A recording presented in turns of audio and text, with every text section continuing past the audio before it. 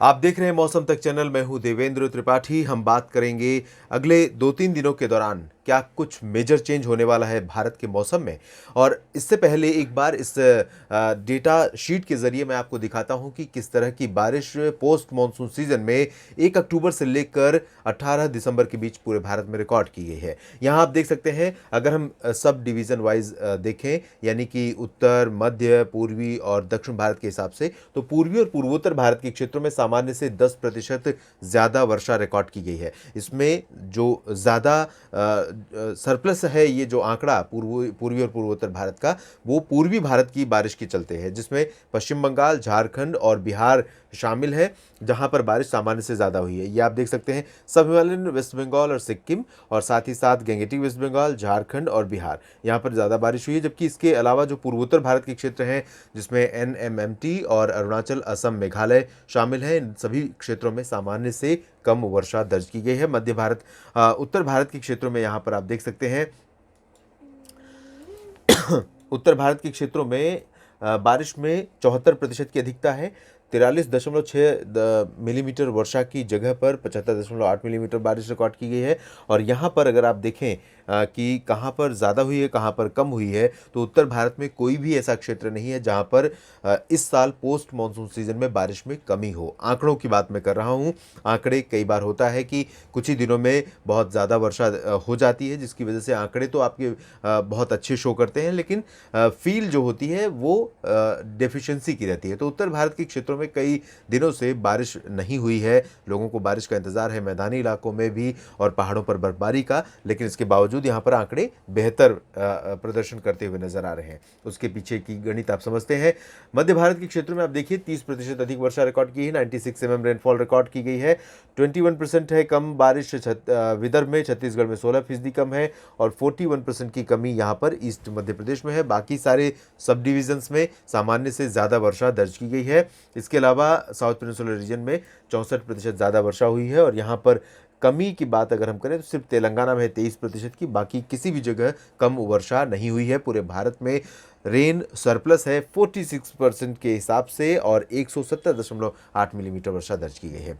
अब यहाँ इस मैप के ज़रिए आपको मैं समझाऊंगा हवाओं का जो इस समय का प्रोजेक्शन है, और आने वाले 3 दिनों के लिए जो प्रोजेक्शन रहने वाला है, क्योंकि हवाएं ही आने वाले 3-4 दिनों के दौरान वेदर कंडीशन को बदलने में या वेदर को प्रभावित करने में बहुत अहम रोल प्ले करेंगी। हालांकि अगर ओवरऑल हम देखें तो किसी भी मौसमी बदलाव के लिए सबसे अहम अगर कोई पहलू जिम्मेदार है, कभी कोई फैक्टर जिम्मेदार है, तो विंड है। विंड फैक्टर ही वो चीज़ है पूरे भारत में, पूरे ग्लोब पर, जिसके चलते मौसम में तब्दीलियां आती हैं। और यहाँ पर आप देखिए, अगर अरब सागर और बंगाल की खाड़ी का जो विंड चार्ट है, इसको आप देखें, एनिमेशन चार्ट है, इसमें आप अंदाज़ा लगा सकते हैं कि जिस तरह का फ्लो समुद्री भागों पर है, और ये फ्लो भारत की तरफ नहीं बढ़ रहा है, और भारत में जो हवाएं चल रही हैं वो अपेक्षाकृत थोड़ा मंद है, तो आप अंदाज़ा लगा सकते हैं कि अब बारिश के बादलों ने भारत को कह दिया है कि भाई अब हमारा काम हो गया, अभी हम कुछ समय के लिए आराम करेंगे। और यही स्थिति यहाँ पर नज़र आ रही है, क्योंकि पोस्ट मानसून सीजन में भी साइक्लोन सीजन रहता है, तो कई बार बारिश होती है, काफ़ी सिस्टम उठते हैं, और नॉर्थ ईस्ट मानसून की कंडीशन होती है, जिसकी वजह से साउथ पेनिनसुलर रीजन पर बारिश होती है, सेंट्रल इंडिया तक बारिश होती है, और यही हमने देखा है पिछले दिनों में। लेकिन अब यहाँ पर सिचुएशन चेंज हो रही है। नॉर्थ ईस्ट मानसून अपने एंड की तरफ बढ़ रहा है, और जल्द ही नॉर्थ ईस्ट मानसून का सीजन खत्म हो जाएगा। और उत्तर भारत के क्षेत्रों में पहाड़ों पर WD से बारिश होती है, जो अभी फिलहाल यहाँ पर कोई भी WD के रूप में कोई मौसमी सिस्टम नज़र नहीं आ रहा है, और इस वजह से यहाँ पर भी मौसम साफ है। और अगर हम ज़मीनी भागों पर हवाओं का प्रभाव देखें, तो मेजर पार्ट जो जम्मू कश्मीर से लेकर मध्य प्रदेश तक का है, गुजरात तक, राजस्थान, मध्य प्रदेश, पंजाब, हरियाणा और उत्तर प्रदेश, बिहार, झारखंड और पश्चिम बंगाल का, इन सभी क्षेत्रों में उत्तरी दिशा से हवाएं चल रही हैं। अगले 3 दिनों तक इन्हीं हवाओं का प्रभाव लगातार रहेगा।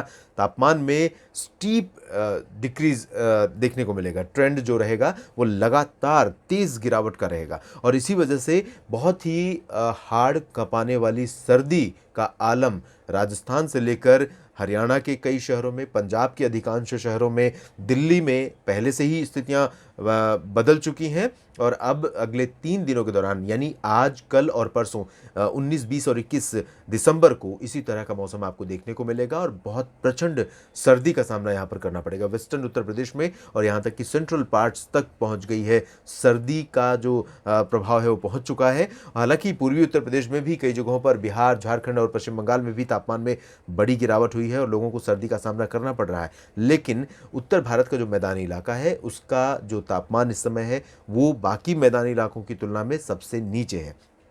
ये कंडीशन अगले 3-4 दिनों तक यहाँ पर रहेगी। सेंट्रल इंडिया में कोई बदलाव नहीं होगा, साउथ इंडिया में बारिश बहुत ही कम होगी और एक सिस्टम यहाँ पर लो प्रेशर के रूप में बना हुआ है बंगाल की खाड़ी के दक्षिण पूर्वी हिस्सों पर। ये सिस्टम आप देखिए बिल्कुल दक्षिणी अंडमान व निकोबार द्वीप समूह के करीब है और ये सिस्टम पूर्वी तथा उत्तर पूर्वी दिशा की तरफ आगे बढ़ेगा और यहाँ पर एक साइक्लोनिक स्टॉर्म, जिसे ट्रॉपिकल स्टॉर्म कहते हैं, दक्षिण पूर्वी एशिया की तरफ फिलीपींस और आसपास के भागों पर उठने वाले साइक्लोन को, जो कि वियतनाम के बेहद करीब है और ये हांगकांग पर लैंडफॉल करने वाला है, ऐसी आशंका है। ये टाइफून बन चुका था और अब आगे बढ़ रहा है और अनुमान यह है कि लैंडफॉल करने से पहले, हांगकांग पर लैंडफॉल करने से पहले ये काफ़ी कमज़ोर हो जाएगा। इसके बावजूद यहाँ पर इसका प्रभाव जो है इस सिस्टम को इंटेंसिफाई करने में है। लेकिन ये सिस्टम आमतौर पर इससे पहले जो भी सिस्टम बन रहे थे उनका जो ट्रेंड था, उनका जो डायरेक्शन था वो पश्चिमी और उत्तर पश्चिमी था, लेकिन अब ये पूर्वी और उत्तर पूर्वी दिशा में बढ़ रहा है। अंडमान और निकोबार द्वीप समूह को पार करते हुए थाईलैंड और म्यांमार की तरफ जाएगा, तो उन देशों पर इसका प्रभाव रहेगा। हांगकांग पर बहुत भारी बारिश, भीषण बारिश इस टाइफून के चलते देखने को मिलेगी। तो अगर हम भारत की 3 दिन की स्थिति देखें तो कोई भी मौसमी सिस्टम डिस्टर्ब नहीं करने जा रहा है सिवाय कड़ाके की सर्दी के, और साथ ही साथ 22 दिसंबर को एक WD उत्तर भारत के पहाड़ों पर दस्तक देने वाला है, जिसका प्रभाव आपको उत्तर भारत के क्षेत्रों में ज़रूर देखने को मिल सकता है 22 दिसंबर के बाद। मैं आपको यहाँ दिखाता हूँ और इसमें आप देखेंगे कि उत्तर भारत के क्षेत्रों में मौसमी स्थितियाँ बदलती हुई नजर आएंगी। यहाँ देखिए हवाएं किस तरह से यहाँ पर चेंज हो रही हैं उत्तर भारत के क्षेत्रों में, तो इससे पहाड़ी और मैदानी इलाकों में बारिश और बर्फबारी की गतिविधियाँ यहाँ पर हो सकती हैं, ऐसी संभावनाएं रहेंगी। लेकिन एक्चुअल कंडीशन क्या होगी, थोड़ा सा आगे बढ़ने के बाद हमें तस्वीर और साफ नजर आएगी, तो हम आपको अगले बुलेटिन्स में ज़रूर अपडेट करेंगे। बस आप बने रहिएगा मौसम तक चैनल के साथ। धन्यवाद।